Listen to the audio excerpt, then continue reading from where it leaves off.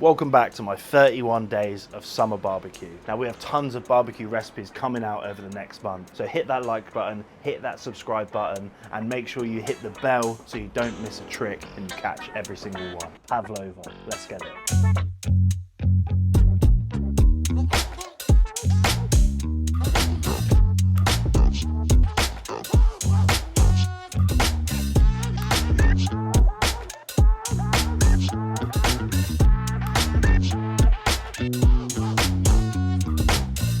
First thing first is your meringue. Now when making a meringue, there's a couple of key things to get right. Firstly, when you separate your eggs, you can't get any egg yolk into your egg white. It may seem like an obvious thing, but any fat content in and amongst that meringue is going to break down the structure and not let that meringue come to its full potential. So grab your eggs, crack them all into a bowl. And once all your eggs are into the bowl, all you need to do is separate them. A lot of people do this a lot of different ways. I've seen bottles, I've seen cups, I've seen sieves, but for me, get your hands in.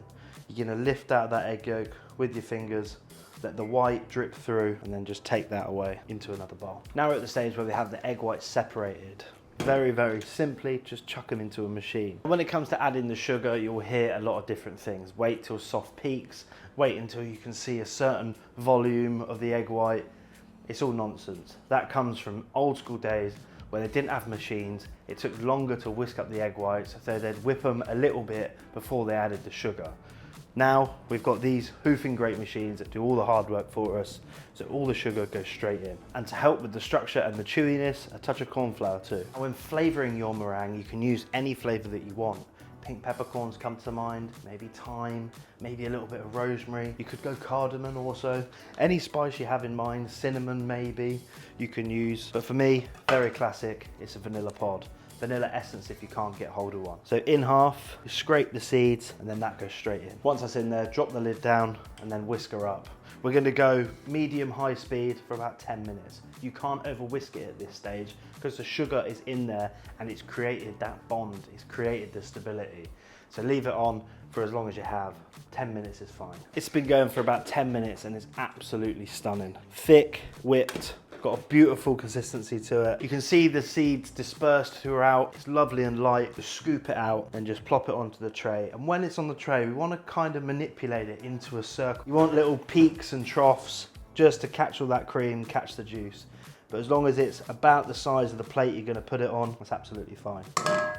That goes straight into the oven. So our meringue has been in the oven for about 2 to 3 hours. It's hard, it's crispy. We've just taken it out and left it to cool. Now, pavlova. Pavlova is actually a dessert that is made for a Russian ballet dancer. And the meringue, the lightness, is meant to mimic her dress. Now when you make pavlova, you can put a variety of different flavors on top. For me, it's berries. It's always berries, and especially at this time of year, berries are absolutely stunning. So what I've got here is a plate of strawberries, cherries, raspberries, and blackberries. I'm just gonna cake the cherries. And you almost want to cut the cheeks off, going around the stone as best you can to extract the maximum amount of flesh all around that stone. I'm just very simply going to put those in a metal bowl. Go in with your black currants, blackberries, whatever berries you like, raspberries, and then strawberries.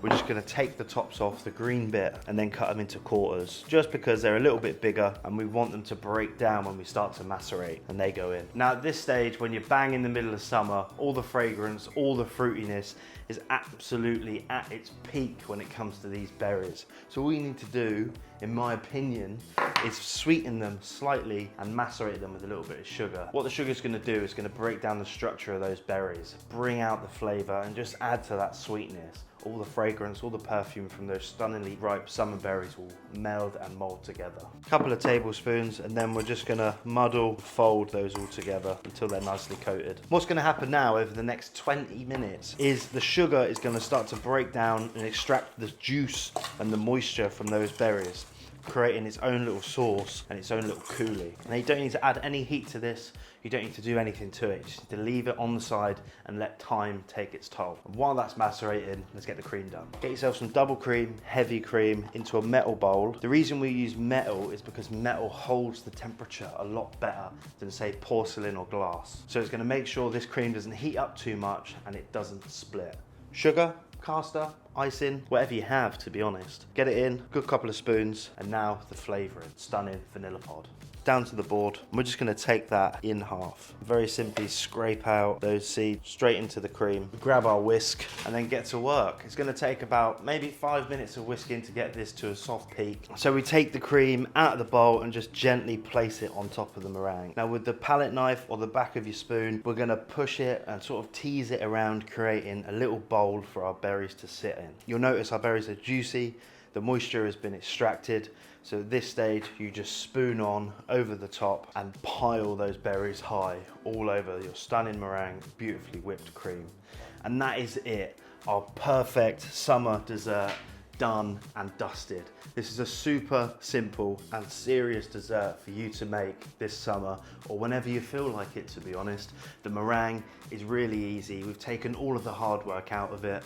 As long as you've got time enough to keep it in the oven for that long, it's a no-brainer. Bit of whipped cream, some cut berries, and you'll end up with an absolute stunning dessert that will be the wow factor centerpiece for the end of your meal. That's my stunning pavlova with berries, cream, that is hints of vanilla, that stunning crunchy meringue with a soft chewy center. Ah, thank you!